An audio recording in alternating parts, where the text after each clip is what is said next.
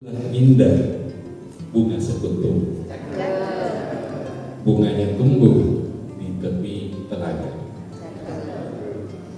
Awal bicara kami ucapkan salam sebagai pengantar membuka acara.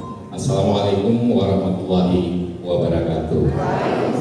Orang tua harus mempersiapkan generasi yang akan datang.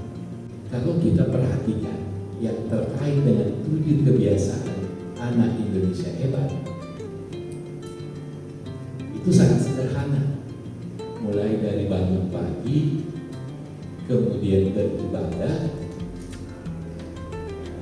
berolahraga, makan bergizi, gemar belajar, bermasyarakat, dan tidur cepat.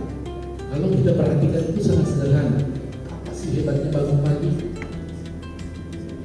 Apa sih hebatnya? Oh, ini dikatakan sebagai kebiasaan anak Indonesia hebat. Tapi kalau kita googling berbagai hasil penelitian terkait dengan bagaimana itu bangun pagi yang tepat, kemudian membersihkan tempat tidur, ternyata itu punya dampak yang sangat luar biasa. Dari hasil penelitian, 72%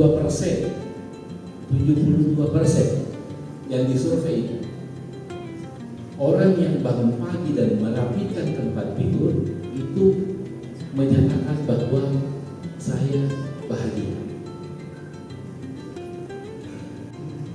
Pada kesempatan ini izinkan saya melaporkan beberapa hal terkait dengan pelaksanaan kegiatan yang kita laksanakan hari ini.